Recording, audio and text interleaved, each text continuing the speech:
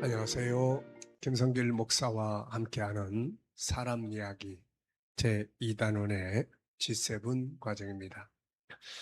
이 시간은 9-4회가 되겠습니다.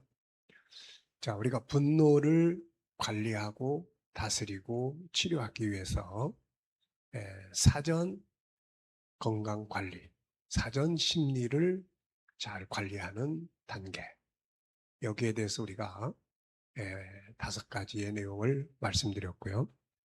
그리고 이제 사람과의 관계를 대할 때 화날 일들이 많죠. 이럴 때 분노하지 않고 그것을 잘 다스릴 수 있는 도구 15가지의 이야기를 함께 나누고 있습니다.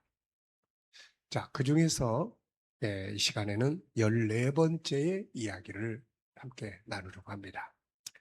자, 자리 이동하기. 응급처치, 현실적 생각. 자, 이게 무슨 말이냐면은, 지금 어떤 대화를 나누거나 또 어떤 관계를 진행을 할 때 상대방의 말이나 행동 때문에 내가 화가 나고 막 속이 상하고 막 감정이 부글부글 끓어오르게 될 때가 있습니다. 자, 이럴 때 그 자리에 그냥 있으면 그 분노의 감정을 폭발할 수밖에 없게 되는 거죠. 자, 그래서 이 같은 자리에서 잠깐 이동을 해야 된다. 가서 냉수 한 그릇 마시고 온다든지. 그런데 이제 이 자리 이동에 있어서 여기서 먼저 소개하고 있는 것은 바로 생각 속에서 자리 이동을 해라 하는 겁니다. 자, 우리 생각이 지금 그 사람의 말, 상대방의 말이나 행동에 집중하고 있으면은 막 부글부글 끓게 될 때가 있습니다. 그래서 일단 딴 생각을 하게 하는 거죠. 그래서 생각 속에서 자리를 이동해봐라 하는 겁니다. 화를 내야 하는 그 자리, 화를 내는 사람 앞에 섰는 그 자리에서 그냥 있지 말고 생각 속은 감정이 그냥 지나가도록 방치하지 말고 잠언 4장 23절에서 말씀하는 것처럼 감정을 잘 다스릴 수 있도록 해야 된다는 거예요. 그래서 그 시간에 지금 몸은 그 자리에 있지만 생각은 잠시 다른 곳으로 갔다 오는 것이 좋다는 겁니다.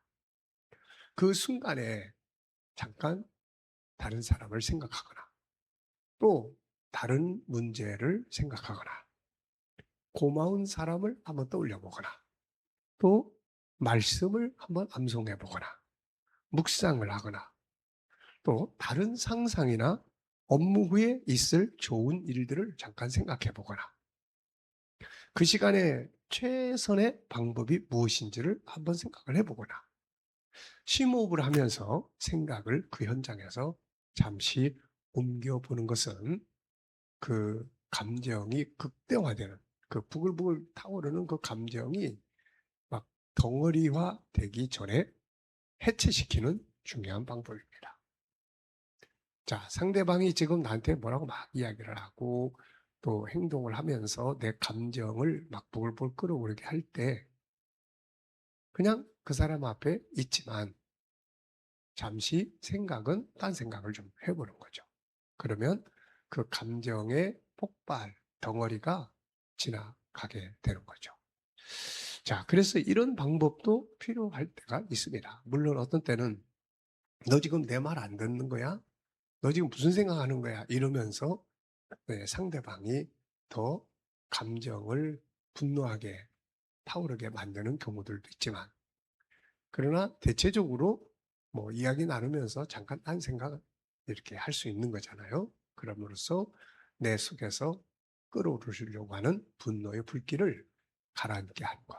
아주 좋은 방법입니다. 자, 두 번째는 실제적으로 장소를 좀 옮겨보는 거죠. 상대방에게 이야기 들으면서 잠깐만 물 한 방 마시고 오겠습니다.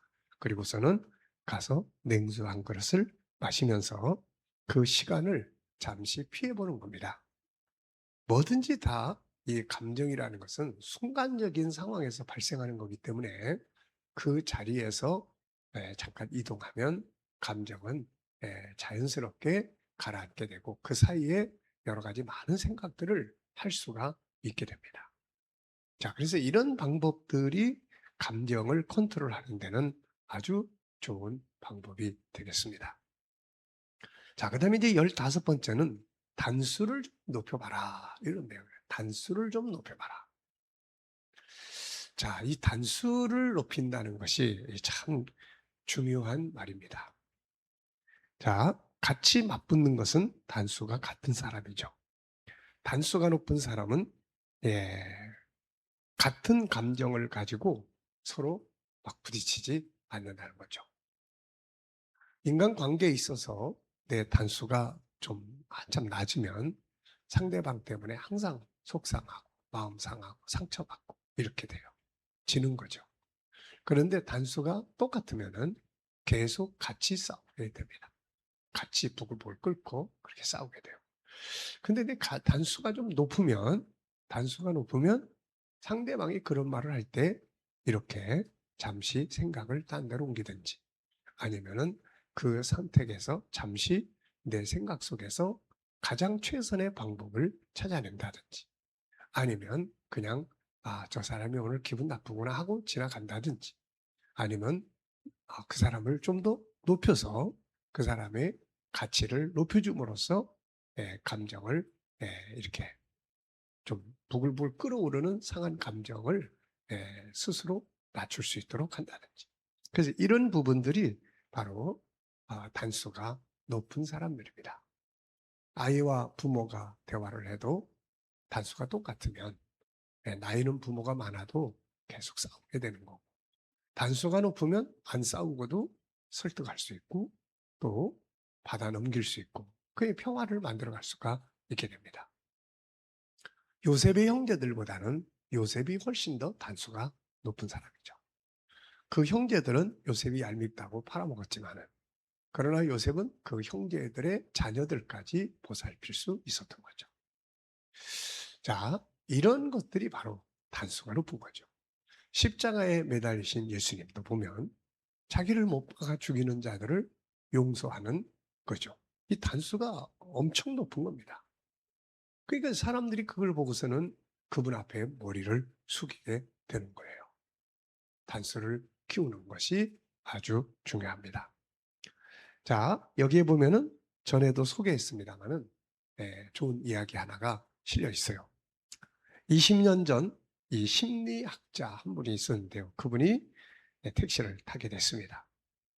그래서 그 택시를 타고 가는 과정에서 운전기사가 놀라울 정도로의 높은 단수를 보여준 거죠. 이 내용을 쭉 보면은 갑자기 차가 팍 끼어들었습니다. 그래서 택시기사가 브레이크를 확 밟을 수밖에 없죠. 안 부딪히려고. 그러면서 이 뒤에 그 끼어들었던 이 운전수가 오히려 그냥 창문을 열고 오히려 소리를 버럭버럭 지르고 욕을 해대는 거예요. 아니, 자기가 지금 끼어들어서 사고가 날 뻔했는데 왜 뒷사람을 보고 오히려 삿대질을 해가면서 큰 소리로 욕을 해대는 겁니까? 웬만한 사람 같으면 그냥 앞으로 가가지고서는 그냥 차를 가로막고 내리라 그러고 그리고 한바탕 할 수 있는 상황입니다. 자, 그런데 이런 상황 앞에서 이 택시 기사가 놀라운 장면을 보여준 거죠. 이 택시 기사가 그런 상황 속에서 손을 흔들고 이 문을 열고 상대방 운전수를 향해서 손을 흔들고 미소를 지었고 친절하게 보내줬다는 거죠. 그래서 이 심리학자가 물었습니다. 아니, 지금 상황이 대단히 화가 나실 상황인데 어떻게 이렇게 웃으면서 오히려 손을 흔들어서 보내줄 수 있습니까? 그랬더니 이분이 하는 말이 이렇게 말하는 거죠. 대부분의 사람들은 마치 쓰레기차 같아요. 절망감, 분노, 짜증, 우울 이런 쓰레기를 가득 담고 돌아다니는 것입니다. 누군가가 이걸 받아주지 않으면 어딘가 다른 데 가서 또 쏟아낼 수밖에 없지 않겠습니까? 그래서 저는 이것을 받아주고 있는 겁니다. 이 심리학자는 이 말을 들으면서 자기가 심리학자이지만 엄청난 충격과 도전, 교훈을 얻게 됐다는 거죠. 남의 말에 상처받을 필요 없고 남의 행동에 상처받을 필요가 없는 거죠. 같이 흥분할 필요가 없는 거죠. 네. 자, 똑같으면 서로 싸우다가 결국 서로 상처만을 주고받고 하는 거예요. 잠언 15장 1절을 보면은 유순한 대답은 분노를 쉬게 하여도 과격한 말은 노를 격동한다고 말씀하고 있습니다. 창세기 49장 22절을 보면 요셉은 무성한 가지 곧 샘 곁에 무성한 가지라 그 가지가 담을 넘었도다. 저는 이 말씀을 오래전에 어느 교육자가 설교할 때 이 말씀을 인용을 했는데 저한테 큰 깨달음을 줬어요. 이 내용을 보면은 요셉은 무성한 가지 곧 샘 곁에 무성한 가지라 그 가지가 담을 넘었도다. 요셉은 그 형제들이나 애굽의 어려운 상황이나 그 담을 허물려고 하지 않고 자기를 키웁니다. 자기를 키워서 그 담을 뛰어넘어 버리는 오늘 말씀드린 것처럼 단수를 높인 거죠. 그러다 보니까 형제들뿐만 아니라 온 애굽이 그 앞에 머리를 숙이게 됐던 거죠. 이게 바로 이기는 방법입니다. 상대방이 어쩌고 저쩌고 할 게 아니라 내 단수를 높이는 것. 이게 바로 승리의 비결이 되는 거죠. 자, 이 시간 여기까지 하고 마치겠습니다. 감사합니다.